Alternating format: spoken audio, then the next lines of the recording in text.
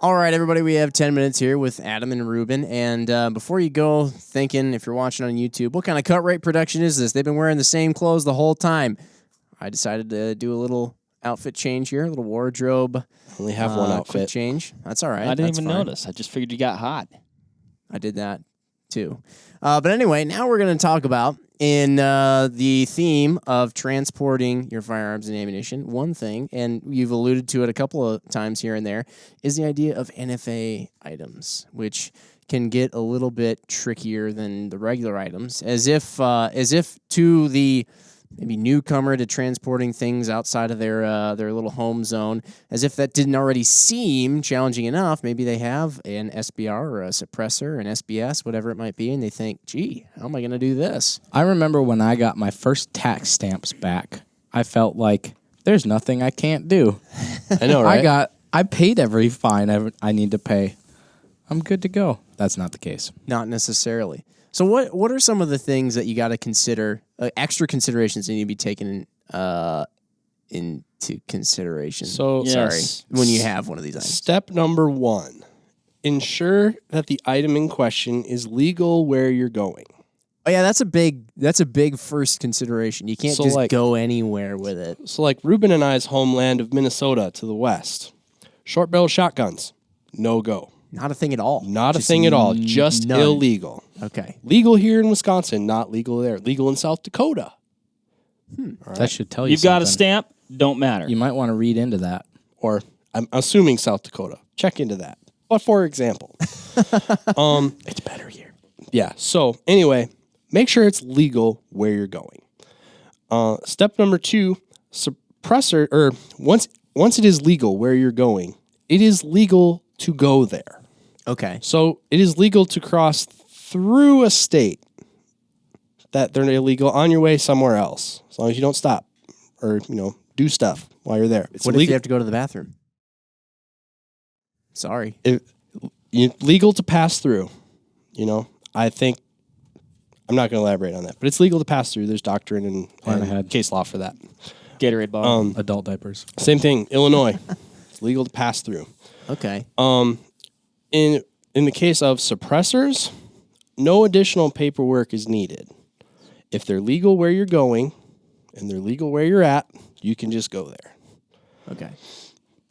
As long as you have, no matter what you're doing with NFA items, you're supposed to have your documentation that says it's cool for you to have that. So you're always supposed to have proof of registration when you're doing anything with it. And that doesn't necessarily mean I got the email on my phone that I can bring up in a second, or is that sufficient? I believe if you have a picture of it of a certain resolution, so like a good picture of it. Okay. Not one that was like taken on a 1998 toaster? Pro tip, scan your tax stamp when it comes back. Shrink it down to 1/4 size. That's what I did. Yeah. Because the printer I was using had You good just have it, like, resolution. driver's license size? Laminate it. Roll it up. Put it in your grip on your gun. Yeah. Oh, okay. I was wondering where that was coming when you said wow. roll it up. But that's Or in every gun case you own. if we were to pause for a second too, like the only law enforcement entity that can demand you show them that documentation is the ATF. Okay. So local highway patrol technically doesn't have jurisdiction to say, show me your stamp. They can detain you until the local ATF field agent shows up. But when people worry about that documentation, have it, be ready to show it. The chances of having to actually show that to somebody, very rare. To date, I've had NFA items for several years now. I've never been asked to produce that information. Okay. I don't know anyone that I've talked to that has had to either. Mm-hmm. I'm sure it's happened. Well, assume that it may have to. Could happen. Right. You are obligated to be ready for that to happen. It has never happened to either Ruben or myself or anyone that we know. We know a lot of people.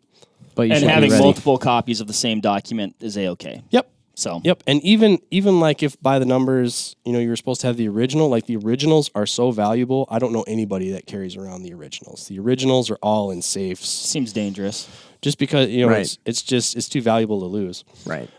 So legal where you are, legal where you're going. You can go there as long as you have your documentation with suppressors, short barrel rifles, short barrel shotguns. I believe machine guns are the same way. I don't have any machine guns, so I'm not super familiar on this, but those require an additional step, and that step is called Form 20. It's actually a bigger number, .20, that I don't have memorized off the top of my head. But basically, it's an ATF form. If you Google ATF Form 20, it'll pop up. It's basically a form very similar to the registration forms. It just lists where it is, where you want to take it, what items you're taking, what dates you're going to be taking them there.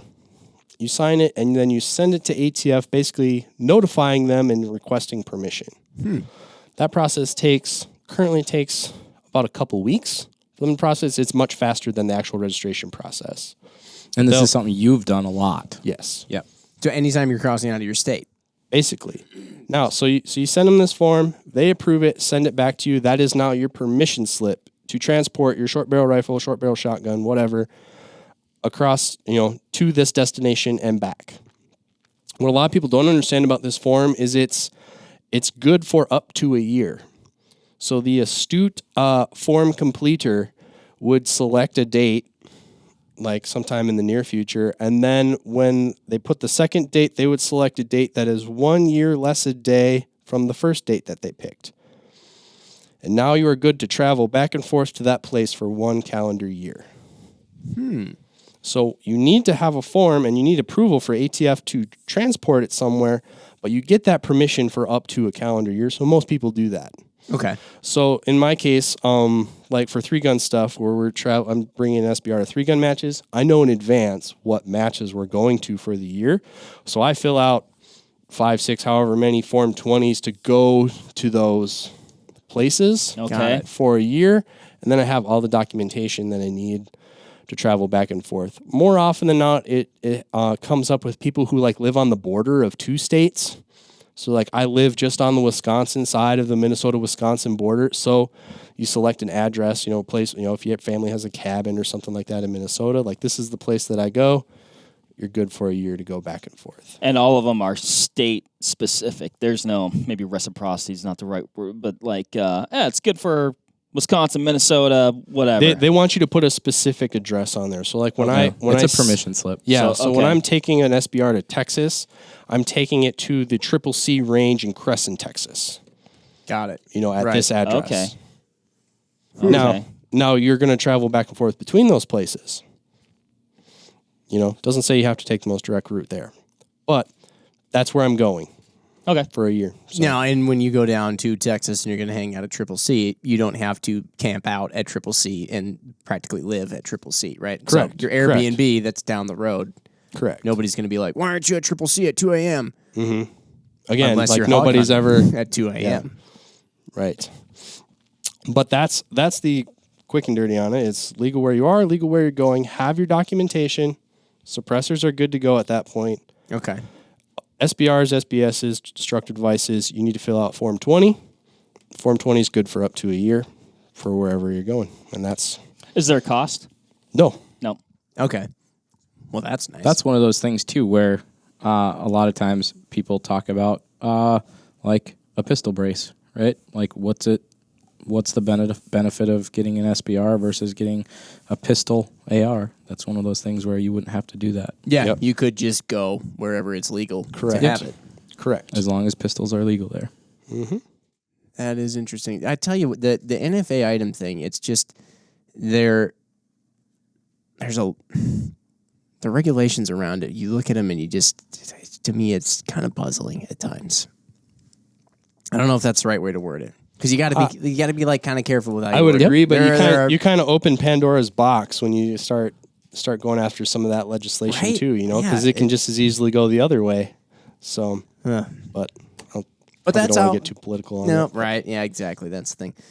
Make But sure those you are some- refer to everything, too, before you just go and take our word for it. Yeah. Right? Exactly. You should. This is based on experience and knowledge, but as Ruben said, you should always consult. I think- regulations of the place that you are, where you're going, all that stuff. A lot of our purpose here, too, in these podcasts is to let you as the listener know that it doesn't have to be scary to fly with firearms, to fly with guns.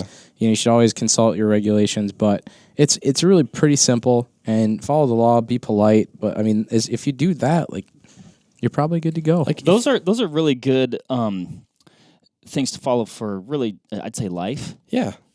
Mm-hmm. Well, like, I mean, if you Follow the read law, these be rules, polite. if you read the NFA golden rules, if you read the TSA rules, like, it's scary stuff. Like, you would think there's no way to do this right and not get in trouble. I mean, like, our purpose here, we've kind of digested it for you and framed it. And now if you look at it, listen to this podcast, and then look at it through that lens, now it's like, oh, yeah, that's super simple. A lot of the We're times, just digesting it for you. a lot of times, whether it be NFA, ATF stuff, or traveling with firearms, a lot of times there is fine print. But I think for us, with some of the stuff we've talked about on these episodes, it's assuring you that there's really not much fine print. They're not out to try and have a gotcha moment where they trick you into doing something. It's really a lot more simple than it seems.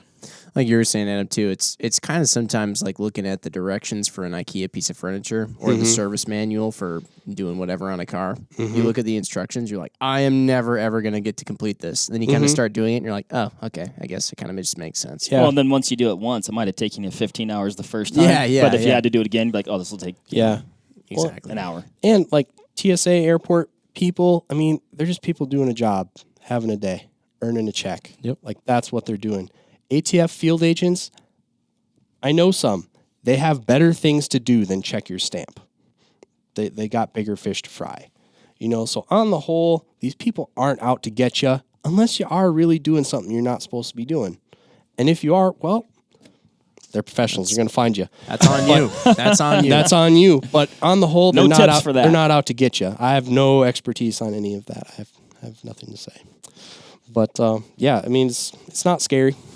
Just know the rules of where you're going and be a good person. Good stuff. That's a great way to close it.